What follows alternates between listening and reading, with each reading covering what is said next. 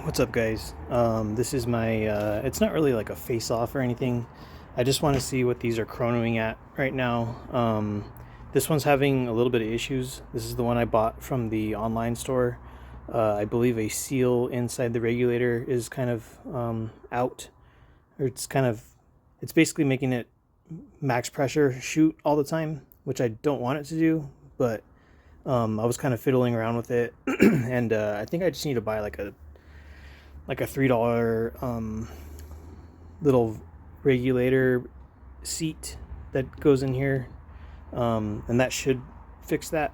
And I've been messing around with this for the last like week, not on camera, just screwing around with it, trying to figure out what was going on. Because when I took it apart, the valve and the firing actuator, it's just like a little rectangle piece. There was the Allen head screws that attach that rectangle piece to the valve were stripped, and like just the heads were stripped off.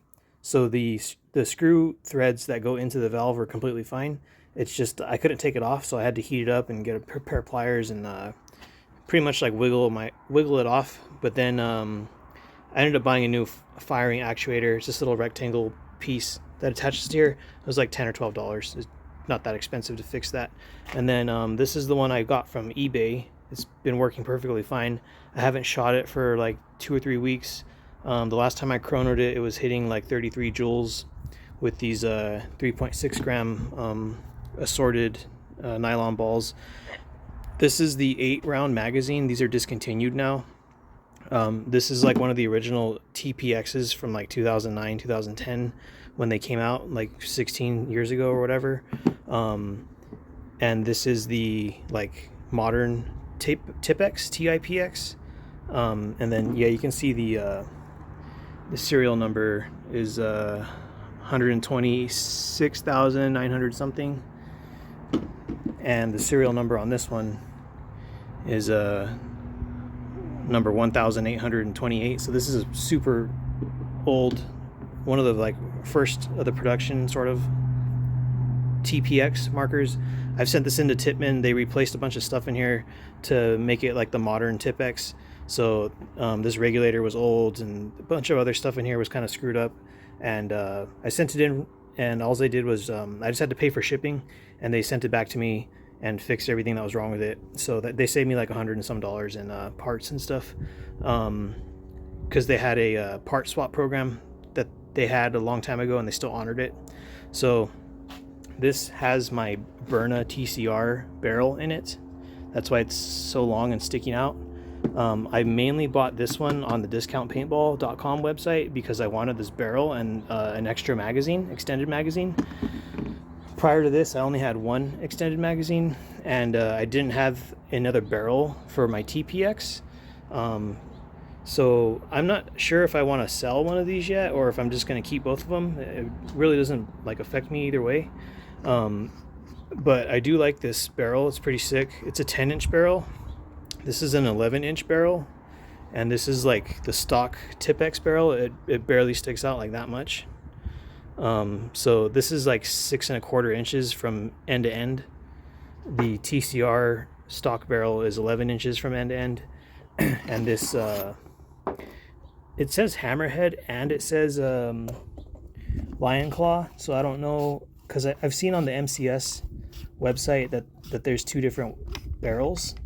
I don't know if they're the same thing or something, but see, it says hammerhead one shot barrel, and then it also says lion claw barrel. So I don't know if it's the same company. It most likely is if it has both of these brand names on it. But I know that MCS has a bunch of different options for barrels, different lengths and all this. I believe this mock suppressor and barrel combo is like $80 on the MCS website. And you typically can't buy these extended magazines like one. You can't usually buy just one. You have to buy 2 of them most of the time, and they're anywhere from like, I've seen them for like $55 for 2, and then most of the time they're $60 for 2 of the magazines. But I'm going to air these up on CO2. I'm using Daisy cartridges, and I removed the remote line adapter on both of them.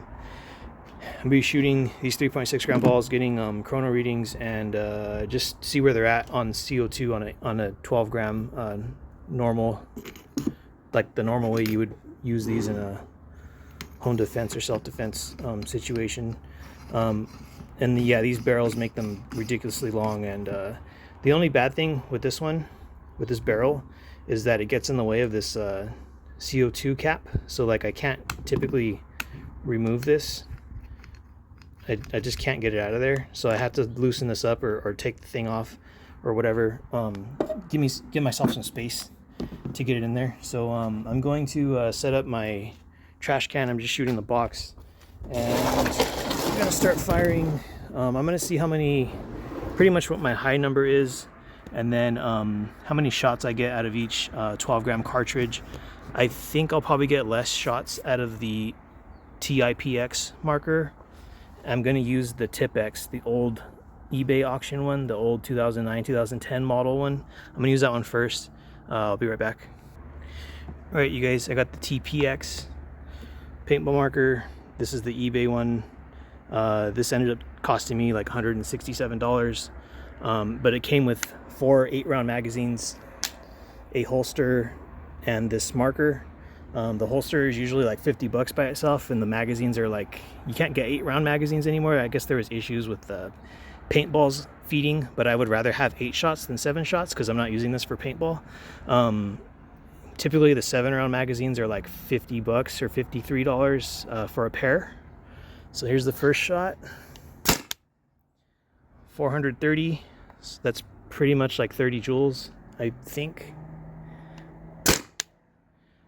392. 382.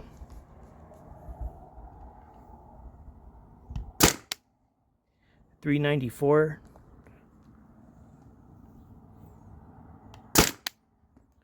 402. One ball fell out of the barrel. I don't know if I'm having a detent issue. It's right above the barrel, right there, the little purple thing. I don't know if I'm having a detent issue or if it's just too much spring pressure pushing the balls through. Either way, it doesn't really matter. I'll fix it later. I have a bunch of detents for this thing. 426. It's probably going higher because I was talking and it's a little bit warm out here.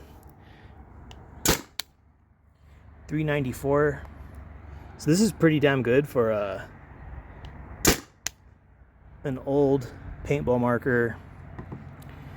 And I'm gonna see how many shots I have left. It's pretty good on the air for being an old paintball marker and for hitting so fast, like with the high velocities. I have 3 shots left out of a 12-round magazine, and 1 fell on the ground. So I've shot 8 times. 382. 354. So that's about 20 joules. I'm probably gonna run out of air. 324. It's around like 17 joules. So yeah, I'm out of shots. I'm gonna clear out the box and go switch out. Well, I'm gonna keep shooting the same one. So 1 second. All right, you guys, that was 11 shots. Like I said before, one of them fell out the barrel and landed on the ground. This is the same CO2 cartridge, and I have the 8-round magazine locked up in here with the same weight balls, 3.6 gram nylon balls. 394. So this was resting for a little bit, and it's warm out here, so it probably got like a minute of rest, and the temperature probably helped it recuperate that pressure. 342. So that's shot 13. 280, shot 14. 210.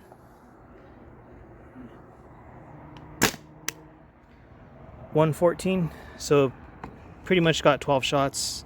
I was able to do that 12-round magazine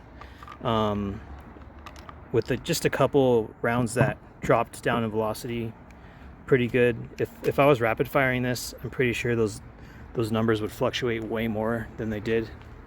But I'll probably do a different video with rapid firing and seeing what these can do with the CO2 cart. and just spewing out rounds as fast as I can. These triggers are way nicer than the Burna SD, and I feel like it's a little bit better than the HDP 50 as far as like how long you have to pull the trigger for it to activate the air to make the rounds fly out the bottom. But overall, I like it. It's a nice little marker. If you can get your hands on one for like $250, that's pretty much the normal rate. I was able to get these, used, but they both had issues when I bought them used. So unless you know how to fix things, or you already have parts or pieces, you might be better off getting a new one if you're interested in buying one of these things. The TiPX marker. I'm gonna dry fire this, see what's left. It's there's nothing in here. Magazine's out. So yeah, it's pretty much done. I'll be right back. I'm gonna air up the other one. All right, you guys, this is the one from Discount Paintball. This is the one that I need to switch a seal in the regulator because it's just like max pressure firing all the time. When I had the remote line on it and the CO2 tank, it was constantly getting 500 feet per second with these weights and style of ammo, these round ball 3.6 gram. That's essentially like 41 joules on the remote line. I'm not on the remote line right now, so I don't know what this is gonna do. It might be like 475, could be lower. It might not work at all. It was working fine when I was using it. The funny thing is, a lot of people have not a lot of people, but there's an option to upgrade this valve in the back right here where my thumb is. You can get the TCR valve for it, and you have to either get the complete TCR valve install mod thing. It's like a $70 part, or you can swap out inside the valve. There's a little like piston. You can swap out that piston and buy the TCR valve body just by itself. It's a little bit cheaper that way, but when you get the complete setup, you're getting the firing valve actuator and basically parts that if you piece them out one by one, that you'd probably pay almost $100 or like $90 with all the O-rings and little random miscellaneous pieces that go on that valve body. So I don't know. I'm not sure if I want to go that way yet because I'm having fine results on CO2, and I have access to 20-ounce CO2 tanks and the remote line and all that stuff. So I will be able to. The reason you switch out that valve is because on HPA, these don't hit as hard. A lot of stuff I've seen on paintball forums and stuff, they say that with the stock valve, running a remote line with the HPA tank that's putting out like 850 PSI, which is pretty normal for an HPA tank. People are barely getting like 290 feet per second when they have the velocity cranked up all the way, like just max velocity. They're barely hitting 300. Like most of them are topping off around 280. Right now, since this thing's acting weird and it's getting full power shots every single time, even if I mess with the regulator and turn it down all the way, it's still shooting full power. And I'm gonna get a piece to fix that. On CO2, I'm getting like 500 feet per second max, and then it kind of drops down to like 480, like somewhere in that ballpark when I'm using my HPA tank. Contrary to what people say on these forums I've read, mine's hitting like 360 on the HPA tank with that normal 800 PSI output pressure. So I don't know if this one's just like a random freak of nature or if it's just because that seal's busted, but I'll see what this does on a CO2 12 gram cartridge. That 500 feet per second again was on my CO2 tank with the remote line. So I have not tried that with this 12 gram cartridge, and I'll see if this leaks or anything. Every once in a while it would start leaking. So no, it leaked. Let's see if I get a shot out of it. Nah. So I had a leak on it right now. I'll have to investigate what's going on in there. So it could be that seal, or it could just be a random O-ring or something. I've been maintaining it, putting new grease on everything. There was a couple times when I aired it up on the HPA tank. I'd air it up and it would leak, and then I would turn off the gas pressure for the HPA tank, and then let that air pressure leak out, and then hook it up to the HPA tank again, like turn the valve back on, and then it would air up perfectly fine. So I'll have to look at these O-rings. There's a couple O-rings I can look at right here, and like a couple right here, and just other stuff. It could also be my puncture pin assembly. I took everything apart and re-greased everything, but one of the O-rings could be bad. It might not look bad, but if I switch it out, it'll work fine. I'm gonna go inside really quick and put my remote line adapter on this and just fire it just to show you guys what happens. All right, you guys, I had to bring it in and do a little maintenance on it. I think there's a little pin back here. You can't really see it because the regulator's covering it, but I think that was pushed out, and it should be pushed in. And when it's out, it's basically letting all the air out. I think if it's not that, when I checked the O-rings and they look fine, but I'm gonna put this back together and take it outside and air it up. I tried hooking the HPA line up to it and it was just leaking, so that's why I have it ripped open right here. Alright, well, I linked up my HPA tank in it. It had the same noise leak and everything, so I just let this run out. This only had about 1,000 PSI left in it, and I had to refill this one and my other 2 tanks this weekend. So, unfortunately, I think that'll be the end of this video. It's been kind of long. It's like close to 18 minutes or something now. But yeah, I have to do some stuff to this. It was working completely fine, and then I put this remote line on it, and then it just started not wanting to shoot and just being a little bee. So work in progress. This thing works completely fine. This has all brand new internals basically. This was used, and I don't know who had it before me, but they really tightened down some stuff, like too much. So like I said earlier, these screws were busted.